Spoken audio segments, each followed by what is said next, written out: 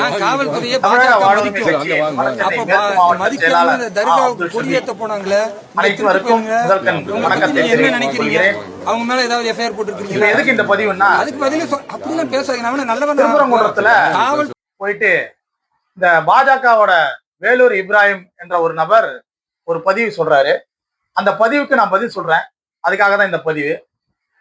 என்ன சொல்றாருன்னா, திராவிட முன்னேற்ற கழகத்தில் இருக்கிற இஸ்லாமியர்களுக்கு மட்டும் சிக்கந்தர் தர்காக்கு போலாம், பாரதிய ஜனதா கட்சியில இருக்கிற இஸ்லாமியர்கள் அங்க செல்லக்கூடாதா?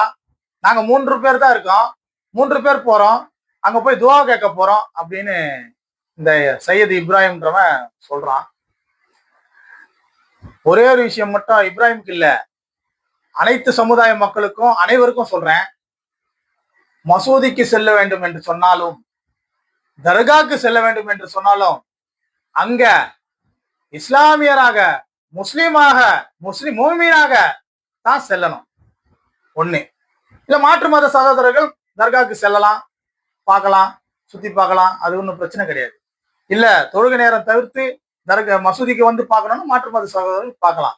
இதுல திராவிட முன்னேற்ற கழக இஸ்லாமியர்களும் பாரதிய ஜனதா கட்சியோட இஸ்லாமியர்கள் வரக்கூடாதுன்னும், அதிமுக சேர்ந்த இஸ்லாமியர்கள் வரணும்னு, கட்சி அடையாளம் இல்லாம, பணம் ஏற்றத்தாழ்வு இல்லாம அனைவரும் சமம் என்பதுதான் இஸ்லாம் சொல்லி கொடுக்கிறது.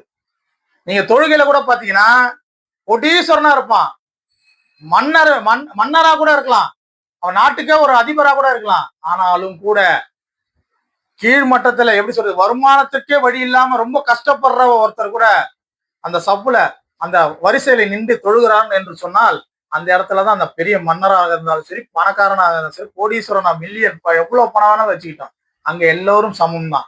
அங்க வந்து எல்லாம் ஒரே மாதிரி நின்றுதான் தொழுவாங்க. இதுதான் இஸ்லாம் எங்களுக்கு சொல்லி கொடுக்குது.